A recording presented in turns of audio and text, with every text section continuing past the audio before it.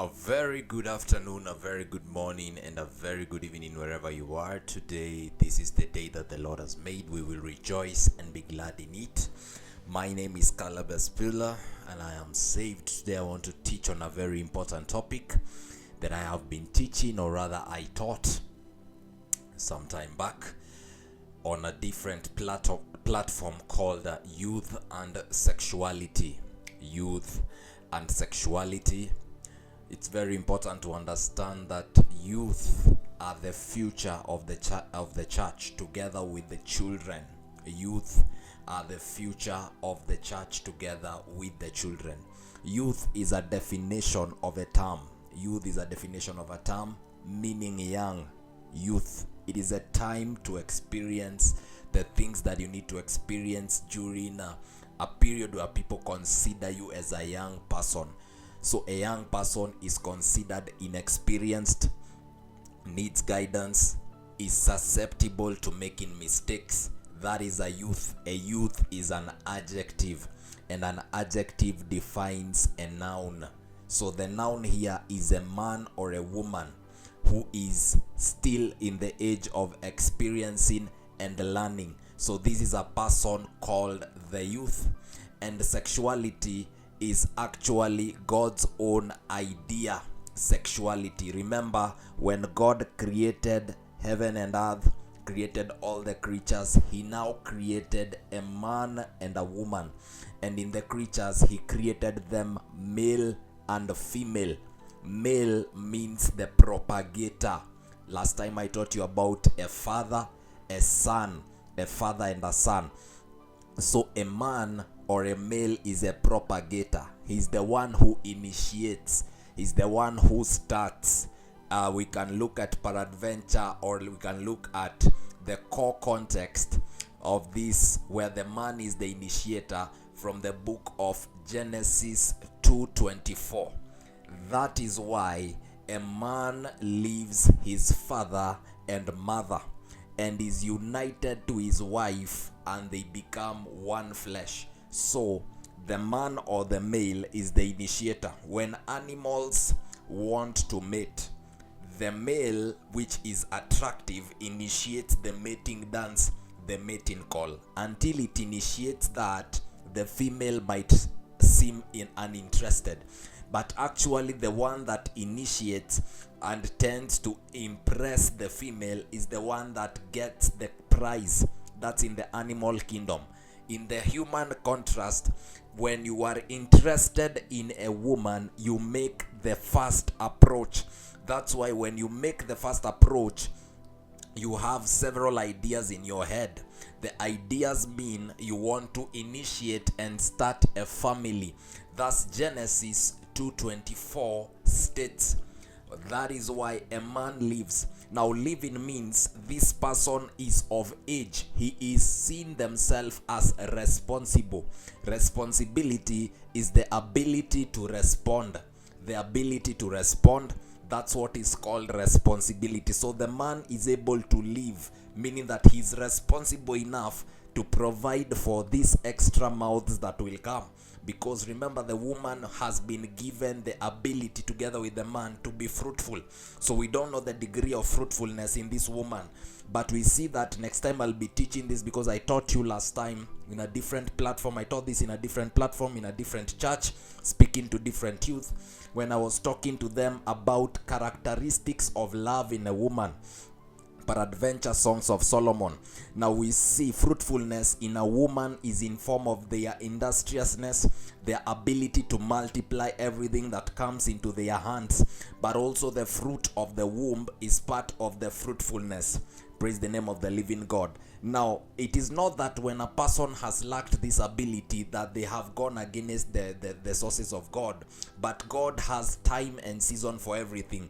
Go and refer to my teaching on God is not mocked, one of the videos. Now, peradventure, this is a woman.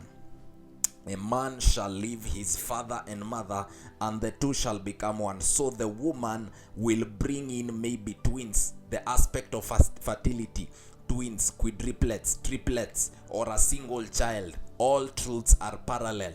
So the man should be able to be responsible enough to take care of these children, because there is a part of the Bible in the book of Timothy that talks about leadership, where the Timothy says Timothy was the spiritual student or pupil of Paul.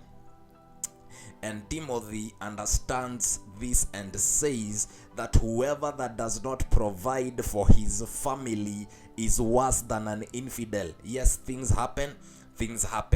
But sometimes some people intentionally, there are people in the world. We have two extremes. There is one where it is unfortunate. Things have happened. The economy has happened. It is unfortunate.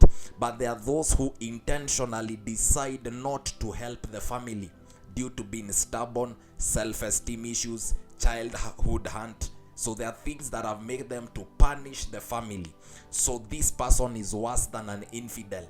An infidel is a person who does not follow what you guys are choosing to follow, or a person who is hop jumping from one point to another. So when a man decides to leave, these are the factors they need to consider. Number one, productivity is determined by them, because they are the initiator, so they multiply what they are going to receive. So if the woman is going to give for the children, they're the one who are going to design how the home will look. The woman will make the home. The man is the master planner. Number two, father and mother, to mean he will leave the authority of the father, leave the authority of the mother to start their own authority. So it is true to say that the man is the priest of the house, since now he has come out of the priesthoodness of the father. Now he becomes the father and the spiritual covering of the house. A father is an office. It is a function. It is responsibility, ability to respond. That is fatherhood. So when they become a father, it means they are covering the house spiritually, ideally, always. They are able to lead, meaning they are ahead, being able to lead intellectually, physically, financially, whichever capacity they are able to lead. A father has to be ahead in one way or another. There is something that someone can refer to. Let us ask the man of the house.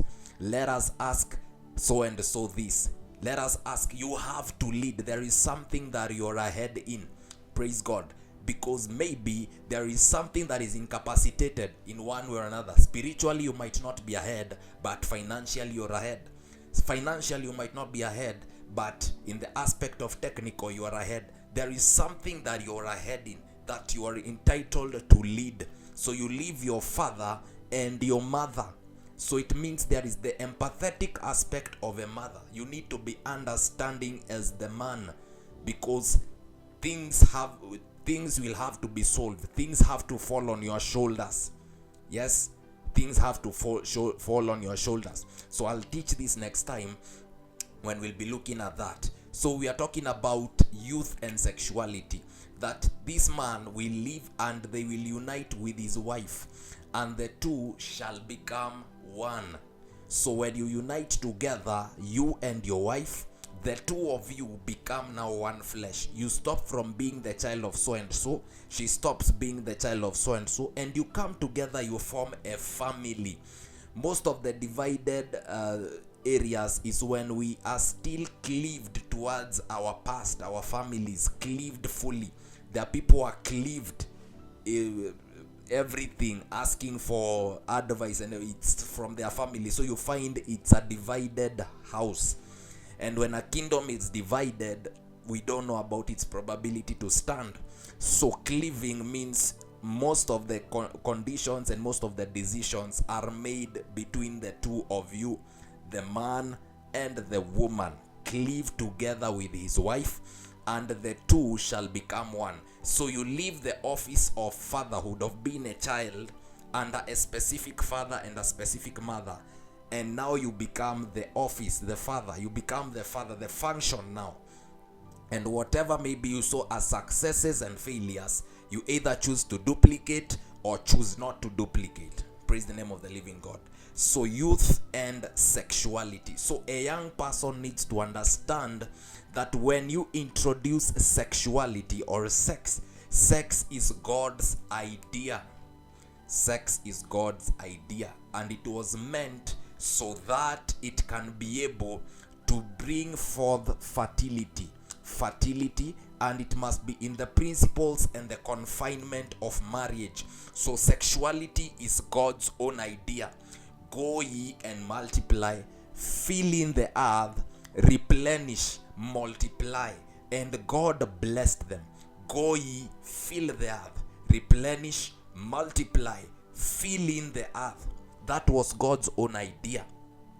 Praise God. So it is not only for pleasure, but it is also for multiplication. The obvious end result, everyone, even an unbeliever, knows it.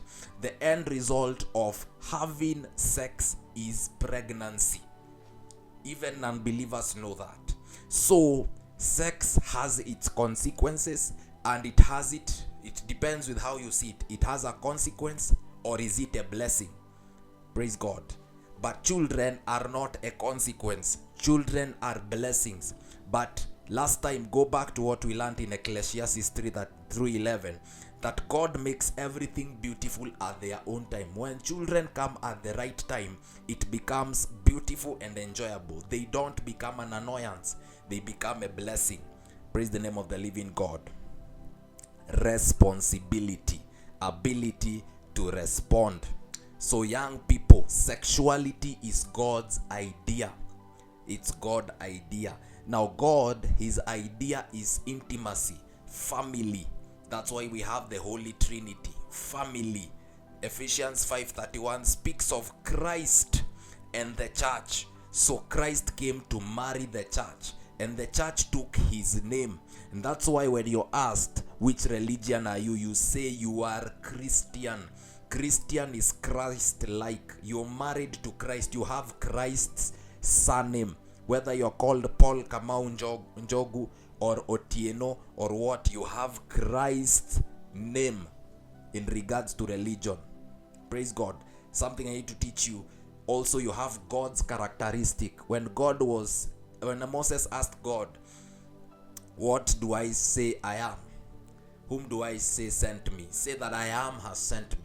And if you realize, before you introduce your name, you say I am. So you are God's likeness. Praise the name of the living God. You are God's likeness. That's why you say I am Caleb.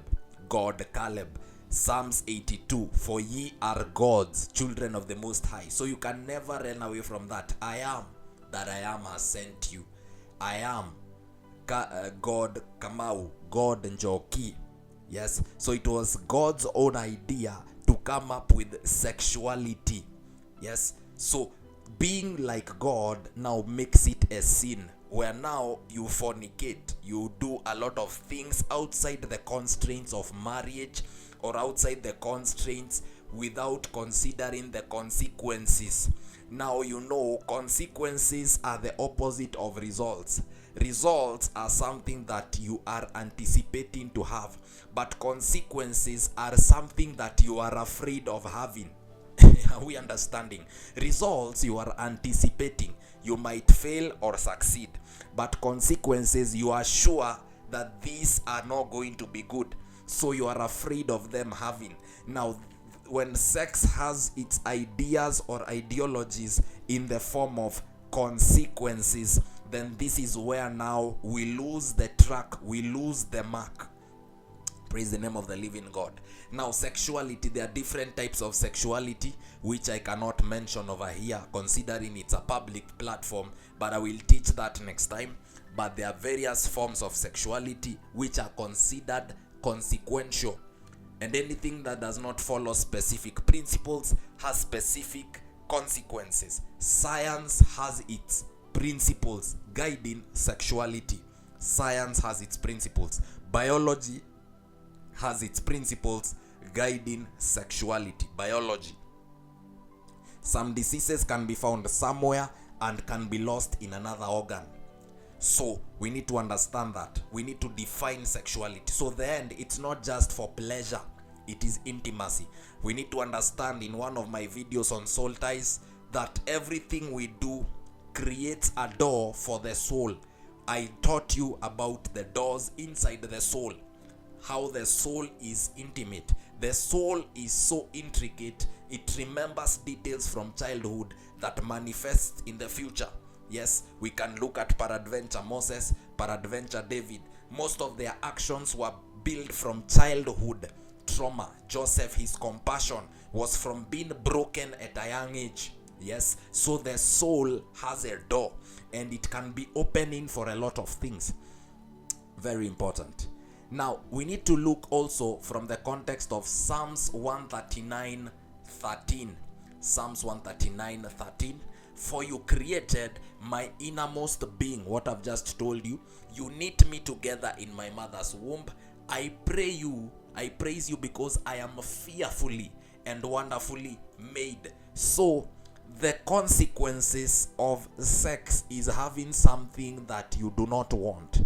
But the results of sex is now what we see David say, that I praise you because I am fearfully and wonderfully made, for you created my innermost being. Nothing catches God by surprise. God created your innermost being. He knit you together in your mother's womb. So as you're having sex, God's idea is he knits this thing or this child in his mother's or her mother's womb. Yes, he formed the inner being. We can look at that at Jeremiah chapter 1. That before I knew you, before you were formed in your mother's womb, and I called you a prophet of nations. So before you were formed in your mother's womb, God knew you. Backed up by Psalms 139. You formed the inner being, this thing that is considered traumatic, and knit me in my mother's womb. That you can be knitted in your mother's womb. Yes, so we can understand this, and we look at it from the concept of, after this, when you consider sexuality leading to a child, going to be results. Results are what you are expecting. When you go for a job interview, when you go do a project, that is a result. You think of the result, what you're expecting. Is it a failure or a success? So if it becomes a success, then this is where we say that the child is fearfully and wonderfully made. Still, no child is a consequence. It's a result. Only that your brain chooses to interpret it differently. But this is a result. It is a result. If it is poorly managed, it becomes a consequence. But a child is a blessing, not a result, not a consequence. But there are what comes in result with things not falling in the will of God. There is nothing that God respects on earth than his will. Yes, there is nothing that God respects on earth than his will. You might hate an individual with the in-depth of your heart, darkest in-depth of your heart. You might wish an individual the worst of the worst. But the will of God is for this individual to be blessed. God is not a respecter of man. He will bless the individual in front of you that hates the individual. Praise the name of the living God. So you are fearfully and wonderfully made. So it's God's idea to create something, because God can't keep creating. Now he had to create Adam and Eve and form them. Then he now speaks and it becomes. He commands a blessing where there is unity, and you become formed. And when you're formed, before you are even formed as a soul, God knew you. God knew me. God knew that one day I'll be seated here speaking all that I'm speaking, spinning it out for people to be able to understand. Before you were born, he knew you. Very, very important. So it is God's own idea. Therefore, if it's God's idea and it's something we need to follow, what is the difference? Now we can see that 1 Corinthians 6:18-20 talks about fleeing from sexual immorality. What does it say? Flee from sexual immorality. You are not your own. You were bought at a price. Colossians 2:14. Therefore, honor God with your bodies. What is this word honor? Honor is respecting, giving prominence, giving reverence to God's body, God's own, giving reverence to God's authority, understanding that your body is not yours, it is God's own formation. So flee from sexual immorality. When you see something that is not God's, like God's idea is for you to have family, have union, have intimacy. Family is intimacy. Yes, having intimacy, sitting together. For where there is unity, God commands a blessing. Psalms 3 verse 1. Blessed is a man who does not sit in the counsel of the wicked, nor sit in the counsel of the scoffers and mockers. Yes, so he's like a tree planted by the river and bears fruit in its season. So the opposite is also true. So we see this from the context of flee from sexual immorality. So sexual immorality means that you are in the counsel of the wicked.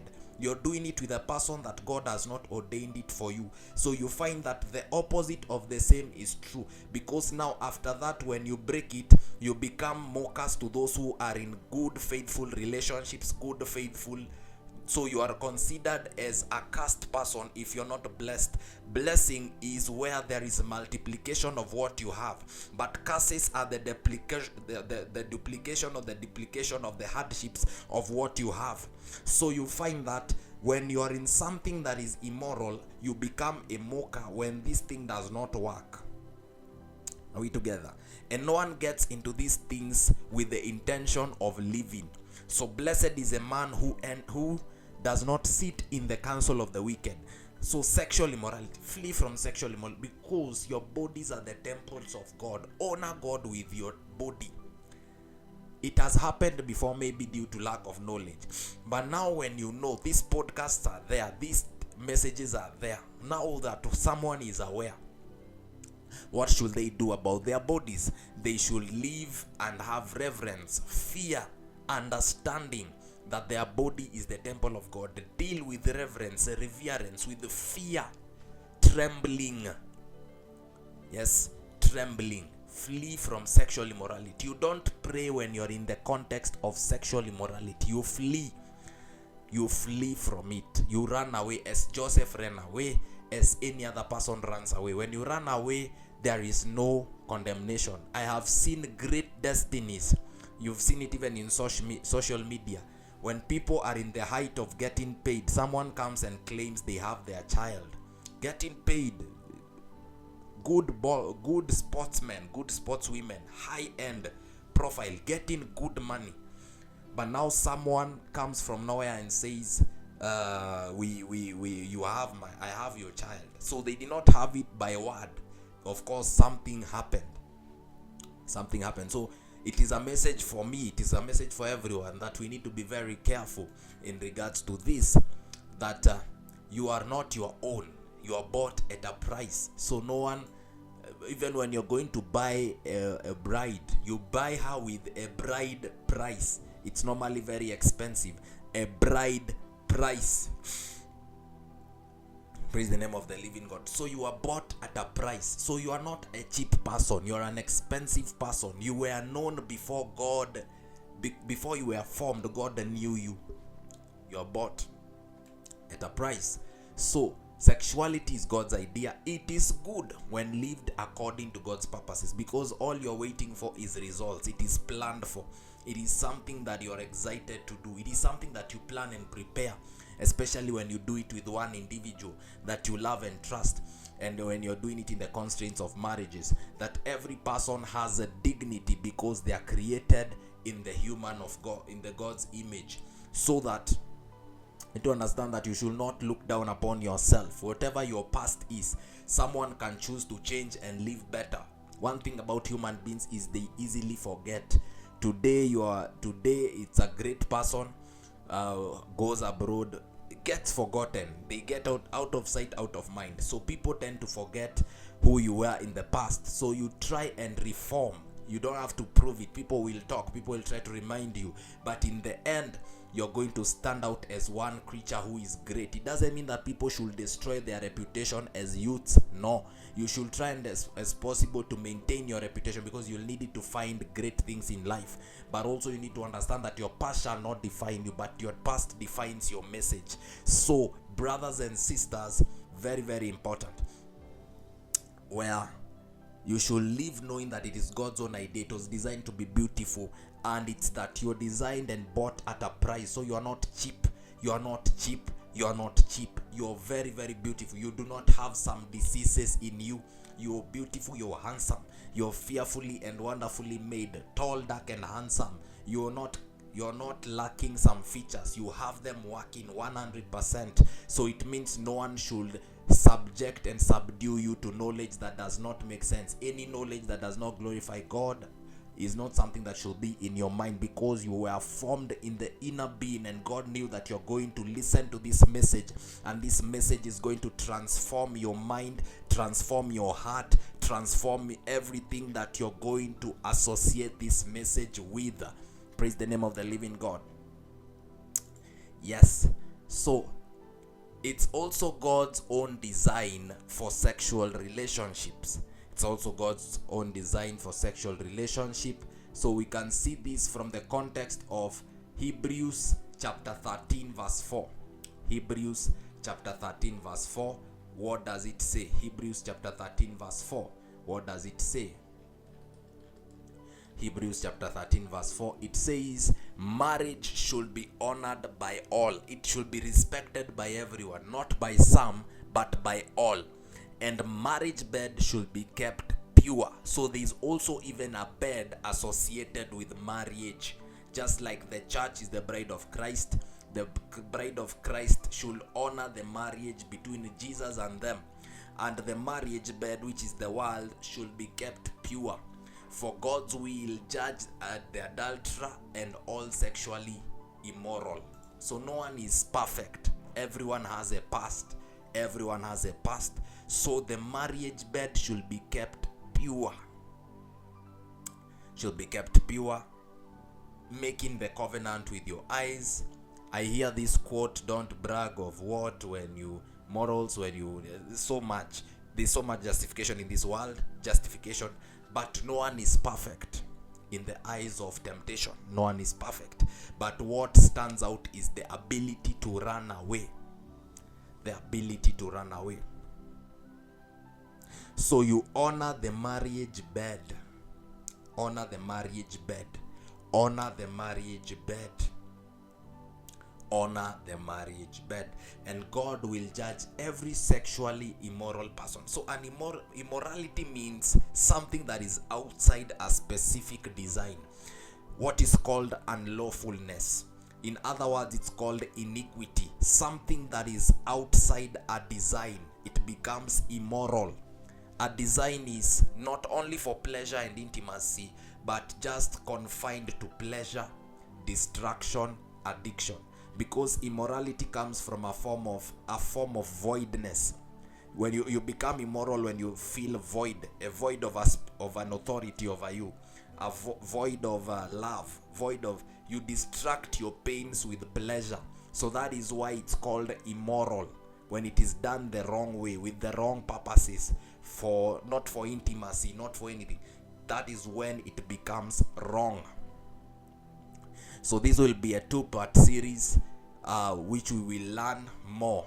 So let us keep it locked. We shall look at other key concepts in regards to this. There are many key concepts, which is we shall look at God's design for sexual relationships in the next time when we meet. So this is a topic that is wide and should be felt by the youth. So young people, youth means making mistakes. Youth means guidance. Youth means a lot of mentorship. Youth means a lot of listening and being guided. No one has it figured it all out. Everyone is a product of mistakes. Look at Solomon. He asked for wisdom, right? Yes, he's said to be the wisest king, but he asked for wisdom. People ask for what they seem to lack, but I will teach that in depth. But he was said to be the wisest. But we can look at the series of mistakes. Sometimes most of the things that we write or what shapes the message is the series of mistakes that we have. So no one is perfect. No one is great. But sometimes experience, or sometimes when you look at things around you, you just feel like you like to separate yourself from some things. So I will teach this next time, when we'll be looking at more deeply the topic of youth and sexuality. Youth and sexuality. Continue subscribing, continue listening, continue commenting. Yes, so see you. It is a date. Keep subscribing, keep sharing, keep commenting. Yes, see you next time. God bless.